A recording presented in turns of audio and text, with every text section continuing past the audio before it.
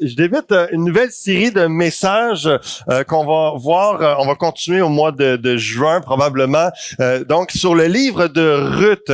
Et vraiment, on va voir l'histoire de Noémie, sa belle-mère, et de Ruth. Et vraiment comment, au travers de ce livre-là, comment Dieu est grand, comment Dieu est capable d'orchestrer toutes choses et de nous surprendre, de nous bénir de toutes sortes de façons. Un Dieu, dans toute sa providence, dans toute sa grandeur, sa fidélité, nous surprend. Et on va voir aussi au travers de la série avec comment Dieu justement prend soin de l'Église Fusion, comment il prépare des choses. On va être encouragé, inspiré par son histoire. Et le sous-titre de ce matin, c'est « Vous ne savez pas ce que vous ne savez pas ». Et sans le savoir, c'était un peu prophétique parce que jusqu'à vendredi, je ne savais pas que c'était moi qui prêchais. Donc, en réalité, on attend le pasteur africain qui m'a reçu à Kinshasa pour 2 prédications. On attend qu'il ait son visa canadien. On pensait qu'il l'aurait avant cette semaine, qu'il était censé prêcher ce matin. Et finalement, vendredi, jour pas mal, le dernier jour ouvrable. Et donc, j'ai su. Et ça fait quand même quelques semaines, pour ne pas dire déjà quelques mois, que j'ai cette série-là dans la tête. Mais on s'y met vraiment quand on sait que on va s'y mettre à prêcher. Donc, ça a été des nuits courtes, mais c'est vraiment... Vous ne savez pas ce que vous ne savez pas. On va voir justement parce que Dieu aime nous surprendre.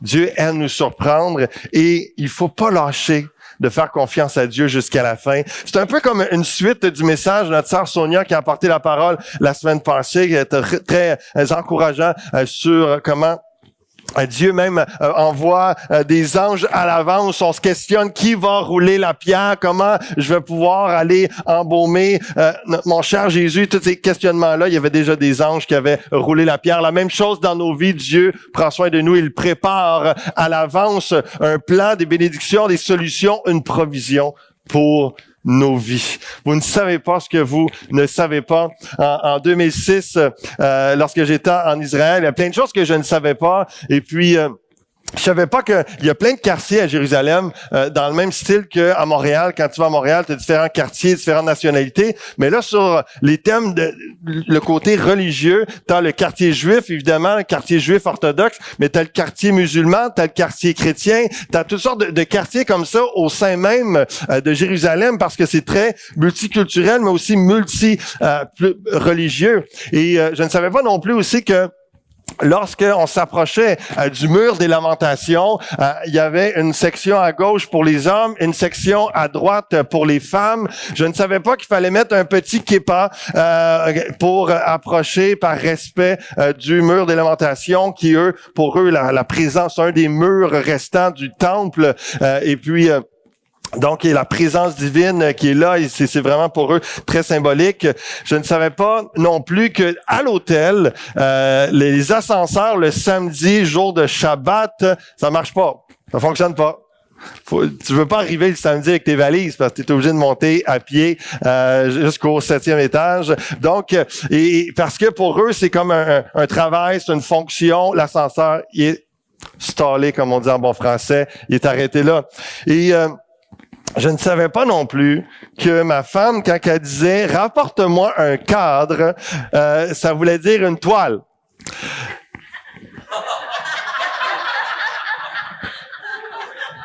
On va mettre ça sur le dos de la jeunesse, de mon ignorance. Mais moi, j'ai pas posé de questions. Ma femme m'a dit « ramène-moi un beau cadre ». Et dans ma tête, moi, là, j'ai vraiment cliqué tout de suite. Elle veut le bois spécial d'Israël, avec un cadre en bois particulier. Fait que moi, tout le long, il y a plein de toiles partout, mais je regarde des cadres et je demande à des gens, puis ils sont surpris que je demande, est-ce que c'est possible juste d'avoir le cadre? On sait pas ce qu'on sait pas. Vous auriez dû voir la face de ma femme quand j'ai ramené un beau cadre de bois. J'ai tout de suite compris, c'était comme une révélation, c'était pas ça qu'elle voulait. Aïe, aïe, aïe, on sait pas ce qu'on sait pas. Et je ne savais pas non plus que dans le premier jour de la conférence, parce qu'il y avait 9 jours de visite et puis 2 jours de conférence, puis avec David Wilkerson à Jérusalem et d'autres pasteurs qui étaient là. Puis le premier soir de la conférence, le Saint-Esprit est descendu sur moi, puis il a confirmé mon appel au ministère pour le ministère pastoral d'aller implanter l'église à Waterloo. Puis c'est vraiment, je savais pas, mais Dieu le savait. Dieu orchestre toutes choses, Dieu prépare toutes choses. Il est souverain, il est grand et on a un Dieu fidèle.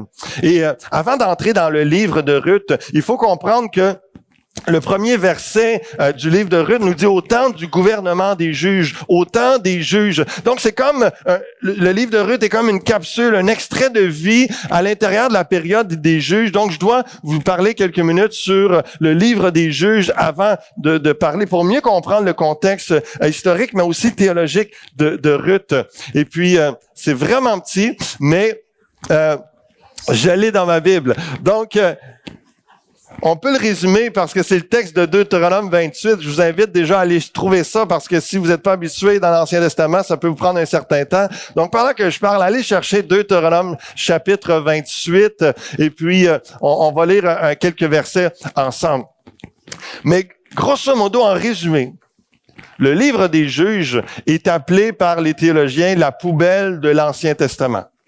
Parce que dans le livre des Juges, c'est un cycle incessant du peuple de Dieu qui, alors qu'il est béni, qu'il est victorieux dans les guerres, qu'il est prospère, etc., se met à oublier Dieu, se met à se détourner de Dieu et se met à adorer d'autres dieux, se met à arrêter d'adorer Dieu seul, le servir, commence à désobéir, commence à commettre toutes sortes de péchés. Et alors que ça arrive, le cycle de déchéance amène aux punitions que Dieu avait averties dans Deutéronome chapitre 28. Et là, les guerres arrivent, parfois la famine, il y a différentes malédictions qui tombent sur Israël pour les amener à la repentance, les amener à se détourner de leur cœur mauvais, méchant, tortueux, pour crier à Dieu, demander pardon, revenir à lui et plaider, demander sa grâce, sa miséricorde. Et là, Dieu entend leur cœur contrit, leur cœur blessé, leur cœur repentant et leurs pleurs sincères. Et là, Dieu leur pardonne et ramène la bénédiction, la victoire sur l'ennemi.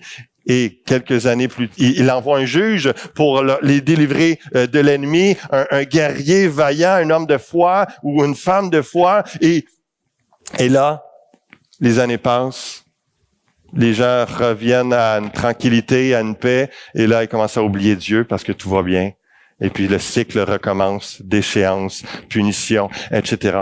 Et dans Deutéronome chapitre 28, ça nous donne un extrait des avertissements de Dieu et ce qui prend place. Pourquoi ça prend place comme ça dans les juges? Dans Deutéronome 28, nous dit, si tu obéis bien à la voix de l'Éternel, ton Dieu, en observant et en mettant en pratique tous ces commandements que je te prescris aujourd'hui, l'Éternel, ton Dieu, te donnera la supériorité sur toutes les nations de la terre.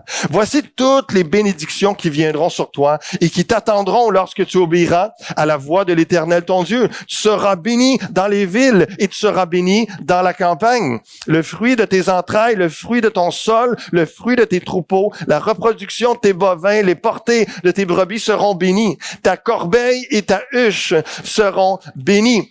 Tu seras béni à ton arrivée, tu seras béni à ton départ. L'Éternel mettra en déroute devant toi tes ennemis qui se dresseront contre toi. Ils sortiront contre toi comme par un seul chemin. Ils s'enfuiront devant toi par 7 chemins.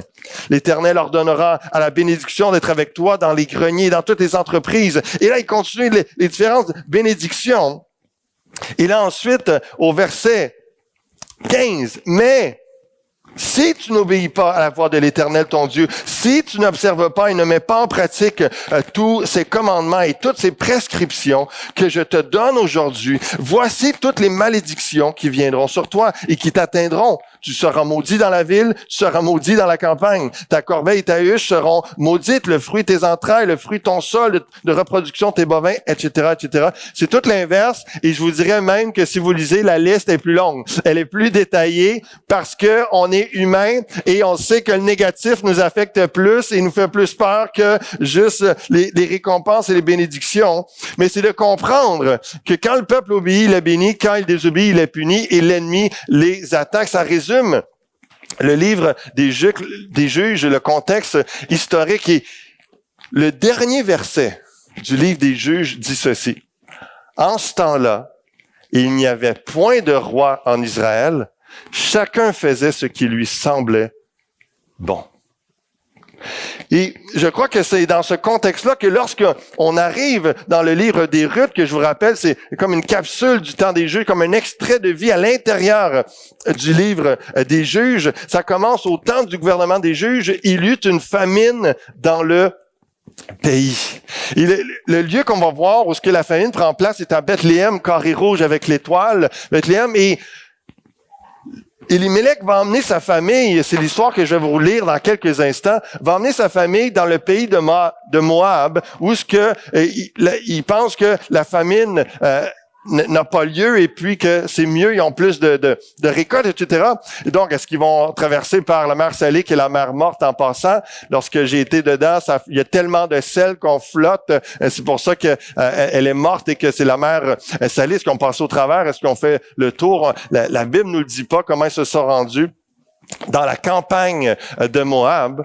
Mais ça, c'est le contexte historique. Vous allez pouvoir avoir l'image dans la tête du parcours qu'ils ont fait. Mais comprenez que ce qu'il y a en couleur, ce sont les différentes tribus, les partages du territoire que Dieu a donné aux différentes tribus et qui se sont partagés. C'est le pays de Canaan, le pays de la promesse.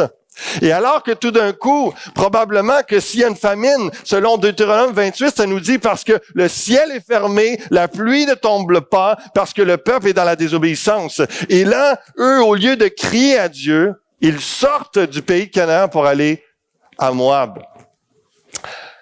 Et là, on va lire ensemble cette belle histoire dans le chapitre 1 du livre de Ruth. Donc, il y eut une famine dans le pays. Un homme de Bethléem de Juda partit avec sa femme et ses 2 fils pour séjourner dans la campagne de Moab.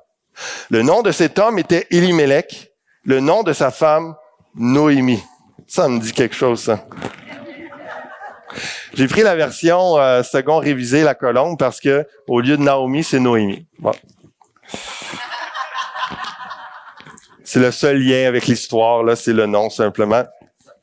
Mais ça veut dire le même mot, Naomi, Noémie, la même chose. Le nom de cet homme était Élimélec, le nom de sa femme Noémie, le nom de ses 2 fils, Mahlon et Kilion. Ils étaient Éphratiens de Bethléem de Juda. Ils arrivèrent dans la campagne de Moab et ils y vécurent. Puis Élimélec, mari de Noémie, mourut. Et elle resta avec ses 2 fils. Et ils épousèrent des femmes moabites. Le nom de la première était Orpa et le nom de la seconde, Ruth. Et ils habitèrent là environ 10 ans. Je vous remets un petit peu le contexte historique, sociologique de l'époque. Ils sortent du pays de Canaan, ils vont à Moab, les Moabites, c'était des ennemis d'Israël. Ils se sont battus à plusieurs reprises contre eux. Parfois, lorsqu'ils étaient dans la désobéissance, les Moabites gagnaient et faisaient des esclaves des Israélites. Et lorsqu'ils étaient dans les bonnes grâces de Dieu, parce qu'ils cherchaient Dieu, ils le mettaient en premier, les Moabites étaient vaincus. Et donc ils vont dans le territoire de l'ennemi pour avoir du pain. Et ils s'éloignent, ils font encore ce qui est contraire à la parole de Dieu, qui est d'épouser une autre nation à l'époque, pas à cause que c'était une autre couleur, une autre nationalité qui voulait pas des mariages interculturels, à cause que c'était un piège pour adorer d'autres dieux, parce que l'épouse venait d'une autre culture, venait avec d'autres dieux, une adoration à une autre réalité religieuse, spirituelle. Donc c'était interdit. Mais là, ils s'éloignent du peuple de Dieu et ils vont même jusqu'à marier des Moabites. Mais c'est là qu'on voit que même dans les manquements de nos vies, même dans notre faiblesse, dans nos imperfections, la souveraineté de Dieu, la providence et la grâce de Dieu fait en sorte qu'il sait racheter toutes choses, qu'il sait faire concourir toutes choses au bien de ceux qui aiment Dieu, de ceux qui sont appelés selon son dessein. Dieu a un dessein, Dieu a un plan, et dans sa grâce, il sait amener les choses à l'accomplissement de ce qu'il veut. Ils épousèrent des femmes moabites, donc une s'appelle Orpa, l'autre s'appelle Ruth, et ils habitèrent là environ 10 ans. Mahlon et Kilion moururent aussi tous les 2. Et la femme resta privée de ses 2 enfants et de son mari. Alors elle se leva, elle et ses belles-filles, et s'en revint de la campagne de Moab, car elle avait appris dans la campagne de Moab que l'Éternel était intervenu en faveur de son peuple en lui donnant du pain. Elle sortit du lieu où elle vivait, ses 2 belles-filles avec elle, et elles se mirent en route pour retourner au pays de Juda. Noémie dit alors à ses 2 belles-filles, « Allez, retournez chacune à la maison de sa mère. Que l'Éternel use de bienveillance avec vous, comme vous l'avez fait envers ceux qui sont morts et envers moi. Que l'Éternel vous donne à chacune de trouver du repos dans la maison d'un mari. » Elle les embrassa, elles se mirent à sangloter. Et elles lui dirent, « Non, nous irons avec toi vers ton peuple. » Noémie dit, « Retournez, mes filles. Pourquoi viendriez-vous avec moi? Ai-je encore dans mon sein des fils qui puissent devenir vos maris? Retournez, mes filles, allez, car je suis trop vieille pour appartenir à un homme. Et quand je dirai, il y a de l'espoir pour moi, quand cette nuit j'appartiendrai à un homme et que je vais mettre au monde des fils au monde, attendriez-vous pour cela qu'ils aient grandi? Refuseriez-vous pour cela d'appartenir à un homme? Non, mes filles, car mon sort est plus amer que le vôtre et la main de l'Éternel s'est abattue sur moi. » Elles sanglotèrent encore. Orpa embrassa sa belle-mère, mais Ruth s'attacha à elle. Noémie dit alors, « Voici que ta belle-sœur est retournée à son peuple et à ses dieux. Retourne à la suite de ta belle-sœur. » Ruth dit, « Ne me pousse pas à te quitter, à me détourner de tes pas. Où tu iras, j'irai. Où tu demeureras, je demeurerai. Ton peuple est mon peuple et ton Dieu est mon Dieu. Où tu mourras, je mourrai et j'y serai enseveli. Que l'Éternel me fasse ceci et qu'il ajoute cela, si ce n'est pas la mort qui me sépare de toi. » Noémie, la voyant résolue à aller avec elle, cessa de lui parler. Elles marchèrent toutes 2 jusqu'à leur entrée à Bethléem. Lorsqu'elles entrèrent à Bethléem, toute la ville fut étonnée à leur sujet et les femmes disaient, « Est-ce là Noémie? » Elle leur dit, « Ne m'appelez pas Noémie, appelez-moi Mara. Car le Tout-Puissant m'a rendu la vie bien amère. Comblé, j'étais parti. Vide, l'Éternel me ramène. Pourquoi m'appelez-vous Noémie? L'Éternel a témoigné contre moi. Le Tout-Puissant m'a fait du mal. » Ainsi revint Noémie et avec elle sa belle-fille Ruth, la Moabite, qui revenait de la campagne de Moab. Ils arrivèrent à Bethléem au début de la moisson des orges. Fin du chapitre 1er du livre de Ruth. Et on voit que les premiers mots nous donnent le contexte social, politique, spirituel de l'époque du livre, comme j'ai parlé, du temps des juges, du gouvernement des juges. Mais on sait qui était juge à cette époque, peut-être une année de transition, de sécheresse spirituelle avant la venue d'un autre juge. Souvent, c'était ça, il y avait quelqu'un qui était là peut-être pendant 40 ans, et puis là, tout était prospère, mais à la mort du juge, c'est là qu'il y avait déchéance et rébellion, désobéissance, et là, la malédiction arrivait. Donc, le dernier verset de Juge est aussi la réalité du livre de Ruth qui, je crois réellement qu'Élimélec était dans ce contexte de juge et il n'y avait pas de roi, il n'y avait pas de direction et il a fait ce qui lui semblait bon, de quitter le peuple de Dieu pour aller vers la terre étrangère, vers l'ennemi pour espérer avoir de la nourriture. Mais on voit que malgré cela, Dieu agit et accomplit son plan. On va le voir comme un germe ce matin dans la fin du message, le fait que Dieu poursuit, accomplit son plan. On le voit comme une espérance de quelque chose de nouveau qui s'en vient. On va terminer avec ça parce que dans un prochain message, on va voir plus concrètement les détails de cette réalité-là. Mais donc, le mari Noémie fuit à Moab au lieu de chercher Dieu. Sans roi, ils font ce qui leur semble bon. La mort des hommes semble être la conséquence de leur fuite à Moab. Je dis semble parce que le contexte théologique semble indiquer ça, mais la Bible ne le dit pas directement. Pourquoi ils sont morts et de quelle mort ils sont morts. Selon l'interprétation de Noémie, Dieu est contre elle. À 2 reprises, on voit dans le texte, dans l'histoire, que Noémie interprète toutes ces choses. Et c'est quand même curieux parce que elle est encore en vie. Mais Dieu est contre elle, même s'il a tué, ou si elle le voit probablement comme ça, que Dieu a tué son mari et ses 2 fils. Mais ce qui est étonnant quand même, c'est la bienveillance de Noémie. Au verset 8, elle dit alors à ses deux belles-filles, « Allez retourner chacune à la maison de sa mère, que l'Éternel use de bienveillance avec vous, comme vous l'avez fait envers ceux qui sont morts et envers moi, que l'Éternel vous donne à chacune de trouver du repos dans la maison de Marie. » Combien de gens, lorsqu'ils souffrent, ils sont aigris, et ils veulent pas que les autres soient bénis autour d'elles, autour d'eux. Ils veulent que, mais tiens, moi, si j'ai pas, toi, tu l'as pas. Si je vis ça, toi aussi, tu vas vivre ça. Mais elle, tout le contraire. Au lieu d'être aigrie, de vouloir le même malheur aux autres, elle a été prise de compassion et souhaite le meilleur à ses belles-filles. Et à quelque part, on voit le cœur de Dieu au travers de Noémie. On voit qu'elle est dans la confusion, on voit que dans le questionnement, comme n'importe qui peut ressentir, vivre après le deuil de 3 membres de ta famille, c'est intense, c'est extrêmement dramatique.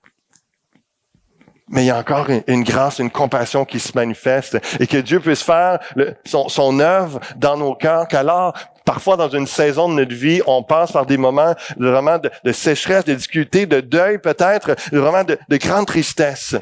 Mais qu'on puisse quand même vouloir la bénédiction des autres autour de nous, quand même relâcher la grâce de Dieu, avoir et manifester de la bienveillance autour des gens, pour les gens autour de nous. Et puis, il y a toutes sortes de choses incongrues de la vie. Lorsqu'on lit l'histoire de Noémie, de Ruth, c'est vraiment, il y a des choses que c'est plein de choses incongrues, des choses qui vont pas ensemble, qui sont incompatibles, mais je vais vous les mentionner ce matin pour faire réaliser comment est-ce que on ne saisit pas toujours le plan de Dieu. On ne saisit pas toujours ce qu'il est en train de faire dans notre vie. Il y a la famine dans la ville de la maison du pain. Bethléem veut dire maison du pain. Et il y a la famine, et ils sortent de la maison du pain pour aller vers l'ennemi, une terre étrangère, pour avoir du pain. C'est incongru, c'est comme c'est juste bizarre. Ils s'éloignent du peuple de Dieu en temps de difficulté. Combien de gens, des fois, passent par un temps de crise au niveau du couple, au niveau des finances, au niveau de différentes situations dans leur vie, puis au lieu de se rapprocher des frères et sœurs, se rapprocher de l'Église, crier à Dieu, on s'éloigne. Vont arrêter de venir un temps parce qu'il y a une blessure, parce qu'il y a une difficulté, parce que cette famille-là fait un peu cette réalité-là. Dans l'application, on peut voir ça. Ayons le réflexe de se rapprocher de Dieu et de son peuple dans des moments de souffrance, de difficulté, parce que c'est ça l'idée. Je me rappelle un couple, littéralement, des jeunes chrétiens, et puis ça faisait juste quelques fois qu'on les voyait à peine à l'église, puis à un moment donné, la dame, elle me dit, pendant quelques semaines, on sera pas là, ça va pas bien dans notre couple. J'ai dit, justement, viens à l'église, viens te ressourcer, viens, on va prier pour toi, etc. Mais dans sa conception, l'église, c'était comme un musée pour les saints. Donc, ceux qui sont parfaits sont là, puis quand il y a des troubles, là, faut pas troubler l'église, parce que sinon, il va y avoir du péché, du problème dans l'église. Non, l'église, c'est des gens qui cherchent Dieu, qui poursuivent leur sanctification, qui sont des saints à cause de la grâce de Christ, comme ce couple l'était aussi par la grâce de Jésus-Christ, mort pour eux sur la croix. Et on est loin des gens qui disent « on vient à l'église parce que nous, on l'a la foi, nous, on est parfait. » Non. La raison pour qu'on est ici ce matin, c'est parce qu'on aime Jésus, on est des enfants de Dieu, comme on l'a chanté, parce qu'on est libre de la part de la crainte. Dieu a fait une œuvre dans notre cœur, et que ça aille bien ou que ça aille mal, on est là pour adorer Dieu et se fortifier, s'encourager, se consolider les uns les autres. Les groupes vie dans la semaine, les différents ministères sont là justement pour se soutenir. Ayons le réflexe, il y a des choses incongrues dans la vie comme ça que les gens s'éloignent de l'Église, s'éloignent des frères et sœurs, alors qu'ils devraient se rapprocher dans les temps de difficulté. Une autre chose incongrue, une autre chose qui concorde pas, Noémie, qui veut dire la charmante, qui veut dire aimable, douce, elle est ta mère. Elle quitte comblée d'un pays de famine, revient les mains vides d'un pays d'abondance. Avez-vous saisi ça dans l'histoire? Elle dit qu'elle est partie comblée, mais si elle est tellement comblée, pourquoi qu'elle n'est pas restée? Et en même temps, là où il y a de la nourriture, tout ça, censément, où pendant plus de 10 ans, ils ont vécu, puis mais là, elle revient, elle quitte cet endroit-là, elle revient, puis elle dit, elle a les mains vides. Elle revient les mains vides, mais avec Ruth, une grand-mère célèbre en devenir, et ça, je vais pouvoir l'expliquer plus tard pour ceux qui ne connaissent pas l'histoire, la fin de l'histoire déjà. Vous ne savez pas ce que vous ne savez pas, et je vous encourage à faire confiance à Dieu. Il y a des choses bizarres qui nous arrivent dans la vie, il y a des choses qu'on ne comprend pas, mais pourtant, Dieu agit. Dieu n'a pas la même perspective que nous. Je dirais même que pour nous, par exemple, l'argent, c'est tellement important. Si on perd 20, 25 000 $, on se dit, ça n'a pas de bon sens, c'est grave, c'est grave, c'est grave. Mais quand Dieu possède toute la terre, l'or et l'argent, moi, je vous dis que 25 000 $ pour lui, c'est pas aussi grave que pour nous. Mais si on sait que c'est de lui que vient toute provision, on doit avoir sa perspective puis de dire, ben, si ça m'a été enlevé, c'est facile aussi de m'être regagné. Je vous donne un exemple, c'est ce que l'Église en a vécu. Lorsqu'on a quitté pour faire la fusion de Waterloo, on avait encore un bail d'1 an et demi. Puis on disait, Seigneur, dans sa grâce, il voulait la fusion, donc il va pourvoir, puis on va avoir des locataires. Au lieu de payer un local vide, on a perdu 25 000 $ parce que pendant 1 an et demi, ça n'a jamais été loué. Pourquoi, Seigneur? Se pourrait-il que lui, dans sa perspective, c'est pas si grave que ça, 25 000 $. Et quand on est traversé ici l'année passée, alors qu'on priait, puis on espérait, puis on faisait un pas de foi pour peut-être réussir à augmenter le 60 000 pour la location ici, il nous en a donné 100 000 au travers de la croissance d'Église. Est-ce qu'on peut faire confiance à Dieu juste de dire, Seigneur, il y a des choses, c'est incongru, ça coïncide pas, les maths sont pas humaines, mais Dieu opère, Dieu agit, Dieu est en train d'accomplir son plan. Et je prie réellement que le Seigneur me donne ses yeux, je le prie pour l'Église, qu'il illumine les yeux de notre cœur. Je disais ça à un couple hier en train de les enseigner. Puis c'est vraiment qu'on puisse avoir sa perspective divine. Dieu est esprit et éternel. Déjà, nous, ici-bas, on est temporaire. On est limité, puis on est physique, charnel. Déjà, Dieu est dans une autre catégorie. Il est esprit et il est éternel. Est-ce qu'on peut accepter et lui remettre de dire, OK, ça se peut que tu vois les choses autrement puis que tu aies une petite longueur d'avance de plus sur moi. Il est esprit et éternel. Ça veut dire qu'il n'est pas limité. Il n'est pas sujet aux souffrances, à nos limitations, à nos faiblesses comme nous, à nos incompréhensions et incohérences logiques, humaines et philosophique. Dieu est esprit éternel, il voit les choses autrement que nous et les fait arriver aussi autrement. Moi, je me dis, Seigneur, tant que la mission s'accomplit, si ce que j'avais prévu, que je pensais que c'était de Dieu, que c'était la bonne chose, finalement, le projet s'accomplit, la mission s'accomplit, les âmes sont sauvées, les disciples, mais même si dans le parcours, c'était pas du tout comme je me dis, c'est pas grave. Seigneur, moi, je me dis, c'est l'objectif, c'est que tu sois glorifié, que les âmes soient sauvées, que les disciples soient formés. S'il y a plein de choses que je m'attendais pas à ça pantoute, c'est pas du tout ça qu'on avait prévu. Mais ça arrive. Ça, c'est la vie, puis c'est la vie chrétienne aussi. Ça nous amène juste à se remettre à Dieu, à faire confiance. Il va agir, il a un plan, il est en train de le faire. Quelques sujets de réflexion avant de continuer. Dans notre histoire, se pourrait-il que notre vie ait une portée future que nous ne comprenons pas?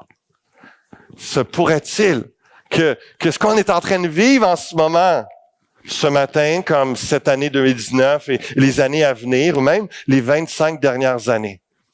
Ça se peut-tu que ça soit au-delà de juste notre propre personne? Pour ceux qui acceptent que je le dise ainsi, les autres, faites juste boucher vos oreilles. Ça se peut-tu que ça soit, que notre réalité, que notre existence ne soit pas juste pour notre nombril? Que ça tourne pas juste autour de nous, juste pour nous? L'existence de Noémie, elle a eu un impact pour Ruth. Et au travers de Ruth, il y a eu un accomplissement incroyable qui a pris place. Dans toutes les circonstances de sa vie, j'ai pas vécu encore, et c'est pour ça que je pesais mes mots, j'ai pas vécu encore de deuil de quelqu'un de très proche comme mes parents ou mon épouse ou quelqu'un de proche. Donc, ça doit être terrible ce qu'elle a vécu. Perdre son mari et quand même encore à un jeune âge, dans le contexte, perdre ses 2 fils, Ça doit être terrible. Ça doit être terrible. C'est dramatique. Mais en même temps, si on regarde ça en vase clos, c'est complètement décourageant, désespérant. Mais si on regarde ça avec la perspective divine qu'il y a au-delà de ce que Dieu est en train de faire, que la réalité, l'existence, que les années sur terre que Noémie a vécues. Je sais qu'on est tellement centré en tant qu'humain, puis je m'exclus pas de ça, du fait qu'on cherche notre bonheur, on cherche notre confort, on cherche une vie tranquille, sans souffrance, sans deuil, on est tous pareils. Mais je crois, à force de connaître Dieu, il y a tellement au-delà de qui nous sommes, et même probablement au-delà de notre génération, au-delà de juste nos années ici. Que Dieu est en train de faire des choses dans notre vie, nous éprouver, nous bénir, nous faire arriver des succès, des échecs, tout ça, nous faire rencontrer des gens, nous faire mettre au monde des enfants. On ne sait pas ce qui va prendre place dans 10, 20, 30, 40 ans si Christ tarde sa venue. Que nous, on a l'impression que ma vie, c'est ça. C'est vraiment ça que tu as voulu pour moi, Seigneur. Mais par notre présence, par notre existence, par ce qu'on a vécu, qu'on comprend pas, qu'on aurait voulu peut-être vivre autre chose, Dieu est en train d'agir, accomplir son plan, qui est tellement au-delà de juste notre personne, qui est glorieux, un plan qui est éternel, un plan qui vise le salut de l'humanité, un plan qui touche tellement plus de monde que juste nous. C'est une réflexion que j'ai avec vous ce matin. Les échos de nos vies vont bien au-delà de notre existence, de notre génération. Se peut-il que Ruth soit écrit pour montrer la grâce et la providence de Dieu avant même la naissance du roi David? Et ça, je vous laisse réfléchir à ça, on va y revenir plus tard dans le texte. Dans Ruth chapitre 1, verset 16, Ruth dit, « Ne me pousse pas à te quitter, à me détourner de tes pas. Où tu iras, j'irai. Où tu demeureras, je demeurerai. Ton peuple est mon peuple et ton Dieu est mon Dieu. Où tu mourras, je mourrai, j'y serai enseveli. » Et Noémie, la voyant résolue à aller avec elle, cessa de lui parler. Et je pense que le Seigneur nous encourage ce matin avec cette parole pour dire d'avoir l'attitude de Ruth, qui est une étrangère qui, par son mariage, a connu Dieu l'Éternel, a connu une famille qui croyait en Dieu. Ruth, elle avait d'autres dieux, elle avait d'autres croyances, c'était comme ça à l'époque. Et puis, mais là, elle apprend à connaître pas juste un Dieu régional, pas juste un Dieu qui peut aider les Moabites seulement, mais l'Éternel. L'Éternel, elle est touchée par Dieu, elle est touchée par Noémie, sa belle-mère, elle est engagée envers elle. Et que malgré, elle aussi, c'est une veuve, elle a perdu son mari. Elle est dans le deuil également, et il y a une possibilité qu'elle puisse elle aurait pu entrevoir juste du malheur à venir. Et de dire, faut que je m'éloigne de Noémie parce qu'elle a perdu son mari, elle a perdu ses 2 fils, la malédiction est sur elle, et puis, mais non, dans l'incompréhension, dans l'inconnu, dans tout ce qu'elle vit de difficile, de souffrant, il y a un engagement qui vient, et je crois que Dieu nous parle ce matin d'une façon personnelle et en tant qu'Église, peu importe ce que nous allons passer au travers, nous sommes appelés à s'engager envers Dieu, à s'engager envers nos frères et sœurs, à s'engager envers notre famille, et même ne sachant pas ce qui va prendre place, mais au lieu de dire, moi je me pousse, de dire à Noémie, non, ne me pousse pas à te quitter, je vais me coller à toi, je vais m'attacher. Ruth s'attacha à Noémie. Où tu iras, j'irai. Et tu demeures, où tu demeureras, je demeurerai. Il y a un engagement qui est là. Et ça me fait tellement penser à ce que Jésus nous parle d'engagement dans Luc 9, 23. Il dit à tous, si quelqu'un veut venir après moi, qu'il renonce à lui-même, qu'il se charge chaque jour de sa croix, qu'il me suive. Car celui qui voudra sauver sa vie la perdra, mais celui qui la perdra à cause de moi la sauvera. Moi, je vois dans le cœur de Ruth une fille qui a dit qu'elle est prête à perdre sa vie pour garder son engagement envers sa famille et envers Dieu, l'Éternel, qu'elle est en train de découvrir. Et j'encourage en tant qu'Église Fusion à vraiment être prête à renoncer à vous-même, prête à perdre votre vie pour suivre Christ. Peu importe les circonstances, peu importe les situations. C'est ce que Christ nous encourage à faire, à le suivre, à charger notre croix, qui symbolise d'être prêt, est tellement engagé d'être prêt à perdre la vie pour le suivre. Ça, c'est l'engagement. L'engagement. Et d'avoir la foi et l'espérance.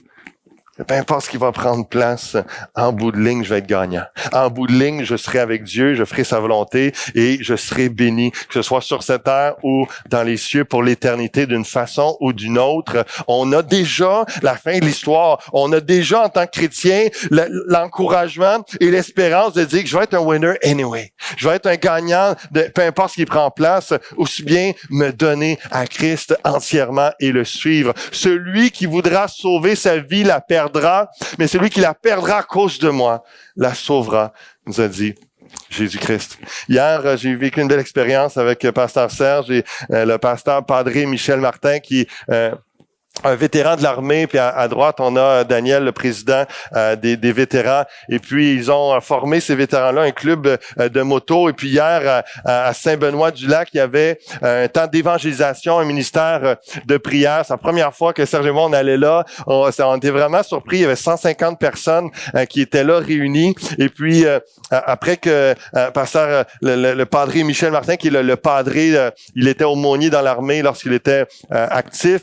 Et là, et continuer à être aumônier auprès de ce club de motocyclistes-là. Et puis, il a prêché l'Évangile. Et puis, ensuite de ça, on est descendu. Et puis, après, les gens, on a pu leur imposer les mains, prier pour eux, pour la bénédiction, la protection. Et puis, mais ça m'a touché de voir qu'il y avait des gens qui étaient éclopés. Évidemment, il y a des gens parce qu'ils ont risqué leur vie. Ils étaient tellement engagés envers leur nation, engagés envers la cause, que vous soyez d'accord ou pas avec l'armée, avec les guerres, tout ça. Il y a quand même, moi, ce que je veux soulever, c'est l'engagement de ces hommes-là et de ces femmes-là, que y en a qui avaient plusieurs badges sur leurs vêtements, là, pour leur veste, pour montrer qu'ils ont participé à plusieurs missions. Puis donc, au risque de leur vie, certains ont perdu des membres ou ont été blessés à la guerre. Au risque de leur vie, ils ont tenu, ils n'ont pas manqué à leurs engagements. Et c'est vraiment ce que Christ nous appelle à faire. Et c'est la motivation, c'est le cœur. Moi, ça m'inspire de voir cette route-là. Où tu vas aller, je vais y aller. Noémie, où ce que, même si tu vas mourir, je vais mourir avec toi. Il y a toute cette conviction-là. Je prie que ça puisse nous habiter, que ça soit vraiment quelque chose de passionné, d'intense, de réel, que Christ soit le premier dans notre vie, que ça soit vraiment quelque chose de manifeste, de tangible, que les gens qui entrent ici puissent être saisis, de dire, OK, les autres, ils font pas juste parler de religion, là. Ils vivent Dieu. Ils vivent la parole de Dieu. Ils suivent Jésus vraiment. Ils sont engagés. Ce qu'ils disent, ils le font. Ils suivent vraiment le Seigneur. C'est vraiment touchant de voir ça, cet engagement-là. Qu'il y ait engagement dans les couples, qu'il y ait engagement envers vos enfants, les enfants envers les parents, qu'il y ait engagement envers l'Église, qu'il y ait engagement envers votre ministère, engagement envers Dieu. Un engagement qui est au péril de ta vie même, presque. En ce sens-là, notre province de Québec, on est très rarement en train de s'engager au péril de notre vie, mais comprenez le sens, l'intensité qui est là derrière ça. Ruth est engagée comme une disciple de Christ. Ruth a décidé de suivre sa belle-mère, de rester engagée envers elle et envers Dieu sans savoir ce qui l'attendait. Rien ne pouvait la faire changer d'idée. Ça, c'est l'engagement. Rien. Elle a choisi de se rapprocher avec Noémie du peuple de Dieu au lieu de s'en éloigner, même si rien n'est parfait.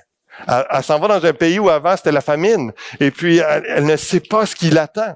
Elle a choisi, elle a été engagée et prête à souffrir le dépaysement, la nouvelle culture, accepter possiblement une vie de célibat s'il le fallait, l'inconnu et aucune garantie de revenus. Elle savait que l'engagement vers la famille est prioritaire et que Dieu, l'Éternel, serait là. Que Dieu, l'Éternel, serait là. Ça, c'est l'engagement. Abraham partit sans savoir où il allait. C'est la foi, mais quand la foi au summum, c'est pas juste de croire, c'est de pousser à une décision parce que tu as tellement une conviction. Il y avait rien pour faire changer d'avis. Ruth, Noémie, elle a essayé de la raisonner, mais non, il y avait une conviction, il y avait une foi, un engagement de suivre Dieu, d'aller de l'avant. D'aller de l'avant. Et je termine avec cette pensée au verset 21 Les derniers versets du chapitre 1 qu'on regarde ensemble ce matin, elle dit, « J'étais dans l'abondance à mon départ, et l'Éternel me ramène les mains vides. Pourquoi m'appelleriez-vous Naomi, après que l'Éternel, s'est prononcé contre moi, que le Tout-Puissant m'a affligé. » Je vais inviter le groupe de louanges, je vais vous conduire dans la prière dans quelques instants. Mais elle dit, « J'étais dans l'abondance à mon départ, l'Éternel me ramène les mains vides. Pourquoi m'appelleriez-vous Naomi, qui veut dire douceur, aimable, après que l'Éternel s'est prononcé contre moi, que le Tout-Puissant m'a affligé. »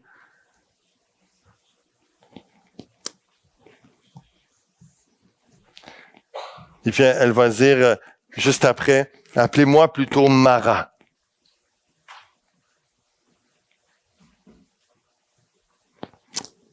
Car le Tout-Puissant m'a rendu la vie bien amère. Comblé, j'étais parti, vide, l'Éternel me ramène. Pourquoi m'appelez-vous Noémie? L'Éternel a témoigné contre moi. Le Tout-Puissant m'a fait du mal. Qu'on puisse prier ensemble. Seigneur, j'ai besoin d'une perspective d'en haut. J'ai besoin d'une perspective divine. J'ai besoin sur ma vie, sur mon Église, mon ministère, sur mon couple, sur mes enfants. Quel regard portes-tu sur ma vie? Est-ce que vraiment tu es contre moi? Est-ce que vraiment tu es en train de m'affliger? Est-ce que j'ai raison de développer de l'amertume? La tristesse, le deuil, lorsque quelqu'un meurt, c'est tout à fait normal, c'est sain, c'est normal. De développer de l'amertume, ça c'est autre chose. D'être amer à l'intérieur, aigri, c'est parce qu'on en veut à quelqu'un. On en veut à Dieu parce qu'il y a quelque chose de négatif, il y a une émotion négative qui est là, qui est pas réglée, qu'on a de la misère à concevoir et on peut comprendre que lorsqu'elle dit « l'Éternel s'est prononcé contre moi, le Tout-Puissant m'a affligé », elle jette tout la faute sur Dieu, puis elle est amère par rapport à ça. C'est pas juste de dire « Seigneur, il est en train de faire quelque chose, et puis j'y fais confiance ». Non, c'est plus, il y a de l'amertume, il y a la frustration probablement, il y a toutes sortes d'émotions comme ça. Et lorsqu'on passe dans une situation comme ça, d'incompréhension, confusion, amertume, d'un, c'est de l'exprimer à Dieu, c'est de remettre ça entre les mains du Seigneur, mais c'est également de lui demander, Seigneur, ouvre les yeux de mon cœur. Ouvre les yeux de mon cœur. Donne-moi ta perspective, Seigneur. Qu'est-ce que, au-delà de ce que moi j'ai envie, au-delà de ce que je vis, au-delà de ce que j'aimerais, puis que j'aime pas ce que je vis en ce moment, où c'est difficile, une épreuve, Dieu est en train de faire son plan. Dieu est en train d'agir, est en train de faire quelque chose, de t'appeler à combattre dans la prière, c'est t'appeler à louer Dieu, à déclarer ses promesses, sa parole, à lui faire confiance et simplement à dire, se pourrait-il que je vois pas la chose de la bonne façon? Se pourrait-il que je ne conçoive pas ce que ma réalité en ce moment même, de la même façon que Dieu la voit? Se pourrait-il que mes voix ne soient pas les voix de Dieu, que mes pensées ne soient pas les pensées de Dieu? Je vous invite à cette humilité ce matin, à cette ouverture et à ce cri, à cette prière à Dieu. Dieu, donne-moi ta perspective, donne-moi de voir comme toi tu vois, de comprendre ce qui prend place. Parce que la réalité, selon la perspective de Dieu, c'est que Dieu est en train de faire son plan et la fin du chapitre et le premier verset du chapitre 2 nous indique qu'il y a une transition qui va prendre place. Mais elle ne le conçoit pas, elle ne le voit pas. Ça prend une perspective divine dans nos vies pour se réjouir et d'être dans la foi et la confiance. L'histoire change et s'ouvre vers un avenir prometteur. Ainsi revers du pays de Moab, Naomi et sa belle-fille Ruth la Moabite, ils arrivèrent à Bethléem. Au commencement de la moisson des orges, au chapitre 2, verset 1, Naomi avait un parent de son mari, c'était un homme puissant et riche de la famille d'Élimélec et qui se nommait Boaz. Vous ne savez pas ce que vous ne savez pas, ce n'est pas fini tant que ce n'est pas fini. Et c'est très intéressant au niveau littéraire. Et moi, pour ceux qui connaissent pas la suite de l'histoire, je vous arrête cela pour vous faire saliver jusqu'au prochain message. Mais déjà là, on sait que lorsqu'on est en train de lire une histoire et que là, depuis tantôt, c'est dramatique, c'est triste, le monde meurt. Et là, tout d'un coup, on revient au pays, on revient à Bethléem et c'est le commencement de la moisson des orges. C'est un moment d'abondance, c'est un moment, il y a quelque chose de nouveau qui commence, il y a quelque chose qui est en train il y a une abondance de moisson qui est là, et c'est une nouvelle saison, c'est un bon moment pour arriver, c'est un bon timing. Dieu a orchestré toutes choses dans son temps. Lorsque j'étais à Kinshasa, un des messages que je leur ai donné, c'est que le temps de Dieu est toujours le bon moment. Le temps de Dieu est le bon moment, et c'est de savoir faire confiance à Dieu, d'être patient et savoir que Dieu va intervenir au bon moment. Noémie ne savait pas.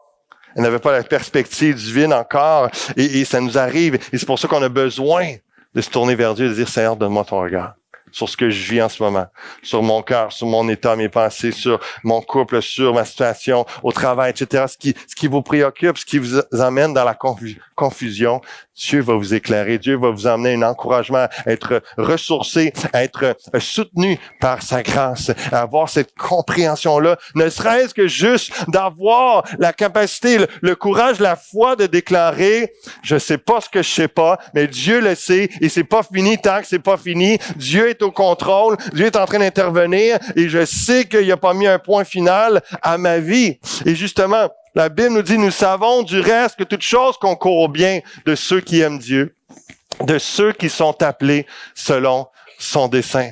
Ce que vous avez vécu de difficile n'est pas votre sort final.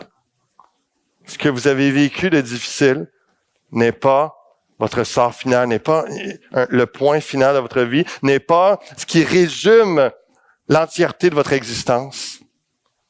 Dieu a au-delà. Dieu a autre chose. Dieu a un plan pour votre vie. Noémie, dans son deuil, elle voyait juste, appelez-moi Mara, appelez-moi amère, amertume. Je suis en train de me dessécher. Il n'y a plus d'eau douce. C'est juste l'amertume qui est là, dans l'eau. Juste quelque chose de pas bon, quelque chose de pas agréable, de souffrant, de difficile. Elle n'avait pas la perspective que Dieu allait pourvoir pour la suite, et que réjouissance et bénédiction s'en venaient. Elle était à une saison de vivre cela. Et là, elle entrait. On va voir ça dans le prochain message. Mais je termine avec cette histoire de, réellement, on parle parfois, des fois, des épreuves dans notre vie, c'est comme un combat, c'est difficile. Et puis, Buster Douglas, en 1990, juste avant son premier combat de championnat contre Mike Tyson, son épouse l'a quitté, et puis sa mère est décédée juste avant. Et puis, un peu avant que sa mère décède, l'histoire raconte que il a promis à sa mère, je vais tout faire, je vais gagner ce championnat-là pour toi. Puis il se donne, il s'entraîne à fond. Et Mike Tyson, c'est 42 pour lui et 1. Donc Douglas, il est à 42 contre 1 contre lui. Et puis parce que c'est un nouveau, Mike Tyson, c'est invaincu, c'est la grande vedette. Mais Mike Tyson prend ça à la légère, s'entraîne pas trop. Et au 8e round du combat, Mike Tyson met presque KO, Butler, Douglas, là, il est à terre, et puis, mais là, l'histoire nous raconte après un peu, il est comme vraiment en train de penser à la promesse, puis avec toute la capacité qu'il peut avoir, il ramène ses forces, et puis il se relève, et puis 2 rounds plus tard, c'est lui qui met KO Mike Tyson, puis il devient champion du monde. Et comment est-ce que tout le monde pensait à l'avance qu'il était fini, comme tout le monde pouvait regarder l'histoire de Noémie puis dire c'est juste fini sa vie, c'est la malédiction sur elle, c'est arrêté. Au 8e round, il est couché à terre, et puis c'était évident que ça allait arriver, là, c'est Mike Tyson, c'était sûr que ça allait arriver. On peut regarder devant l'ennemi, peut vous sentir comme ça, de dire c'est sûr que là je suis à terre, puis je suis qui moi pour battre ce gros géant-là, puis etc., etc. Mais pourtant, 2 rounds plus tard, on sait pas ce qu'on sait pas. 2 rounds plus tard, il est devenu champion du monde parce qu'il s'est relevé, et puis il a persévéré, il s'est engagé dans son combat, puis il a battu.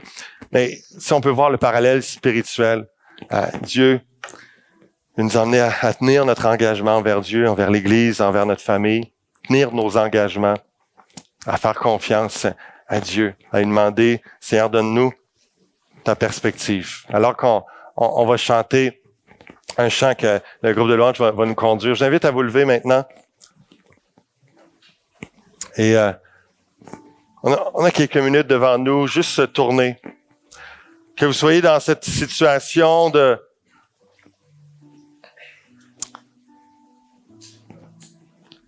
de deuil, de difficulté, de souffrance ou d'incompréhension. Juste un tourbillon dans vos pensées. C'est compliqué, vous ne comprenez pas ce que Dieu est en train de faire. Comme si vous avez oublié puis que Dieu est juste contre vous. Tournez vos cœurs vers le Seigneur ce matin, puis Seigneur, ouvre mes yeux. Fais-le, ô Dieu, par ton Saint-Esprit ce matin. Viens par ton Esprit, viens venir faire une œuvre dans les cœurs pour nous relever la tête pour ceux qui ont besoin. Ramener l'espérance, le courage, la foi d'avoir une révélation, une perspective divine de ta part. Lorsque dans Éphésiens, l'apôtre Paul dit qu'il prie pour les Éphésiens, qu'il illumine les yeux de leur cœur. Seigneur, c'est cette dimension-là spirituelle, surnaturelle qu'on demande. Et pour d'autres, peut-être qui ne passent pas par des temps difficiles, mais qui ont besoin de direction, d'inspiration, qui ont besoin quand même d'approfondir la connaissance de toi, Seigneur Dieu, de qui tu es, de ton plan pour leur vie. Seigneur, qu'ils puissent élever cette prière aussi. Ouvre mes yeux. Illumine les yeux de mon cœur. Donne-moi ta perspective divine. Seigneur, pour ceux qui passent des temps difficiles dans leur couple, dans leur famille, éclaire-les. Viens les encourager, viens les amener à une compréhension, un recul sur leur situation par ton esprit, puis à voir ton œuvre et qu'ils ne sont pas abandonnés, ils ne sont pas seuls, que tu es là, un Dieu fidèle et grand, que tu es en train même, en ce moment même, d'accomplir ton œuvre. Et dans ta grâce, même ceux qui se sont éloignés de toi, tu les appelles à revenir, à se rapprocher de toi, à se rapprocher du peuple de Dieu, se rapprocher des frères et sœurs pour chercher ta face ensemble. Se laisser bénir, édifier, fortifier par des frères et sœurs. Se rapprocher de toi et de demander ta perspective divine. Merci d'ouvrir les yeux, de faire ton œuvre par ton esprit. Alléluia. Alléluia. De nous de rester engagés, de nous de combattre le bon combat de la foi jusqu'à la fin. Seigneur, viens renouveler la détermination dans ce lieu, viens renouveler l'engagement envers notre épouse, notre époux, envers toi, envers l'Église, Seigneur, envers notre ministère, envers quoi que ce soit que tu nous demandes, de tenir notre engagement. Que personne ne soit capable de nous faire changer d'idée pour qu'on puisse continuer à te suivre, porter notre croix, renoncer à nous-mêmes et marcher à ta suite, Jésus-Christ. Alléluia. Répands ton esprit en ce lieu, oh Dieu. Fais du bien. Fais du bien, Seigneur. Donne-nous d'être fidèles en tant qu'Église. Fidèles à ton nom, fidèles à ta parole. Obéissants, Seigneur Dieu. On veut être sous ta grâce, sous ta faveur.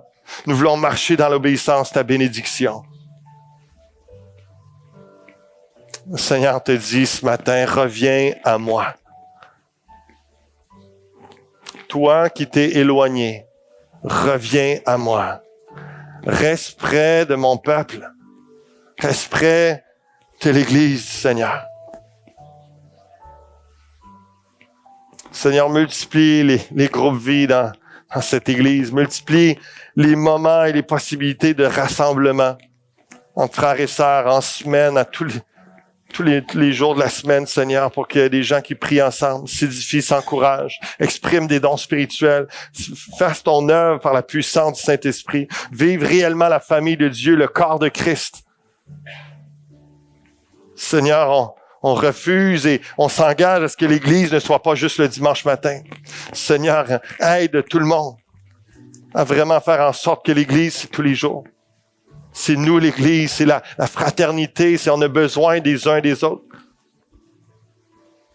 C'est tellement touchant dans le cœur de Ruth de voir cet engagement envers sa belle-mère et envers le peuple de Dieu, de vouloir rester sous l'Éternel, sous Dieu. Alléluia. On veut adorer toi seul, ô Dieu. On veut le faire ensemble, en famille. Merci pour ce que tu es en train de faire, Seigneur Dieu. On a confiance que ce que tu as fait dans les dernières années, ce que tu as dit, ce que tu as promis, Et ce que tu fais cette année et les années à venir, Seigneur, c'est en plein dans l'accomplissement de ton plan. On veut t'obéir, Seigneur Dieu, marcher sur tes traces. Alléluia. Reçois, Seigneur Dieu, notre louange, notre reconnaissance et notre confiance en toi, Seigneur. Continue à visiter ton peuple par ton Saint-Esprit alors qu'on va élever ce chant pour ta gloire. Alléluia. Agis, oh Dieu. Amen. Continuons à prier, à louer, alors que Martin va nous conduire dans un chant. Je pense qu'on peut terminer avec... ce que je vois, c'est on béni soit ton nom en toutes circonstances. Quand ça va bien, béni soit ton nom. Si ça va mal, béni soit ton nom. Je peux se terminer avec cette déclaration par la foi. Je pense que les paroles, plusieurs chants ce matin collaient bien au message. Je pense qu'on peut terminer avec cette dynamique-là et cette confession, cette déclaration-là. Bénissons le nom de Dieu en toutes circonstances.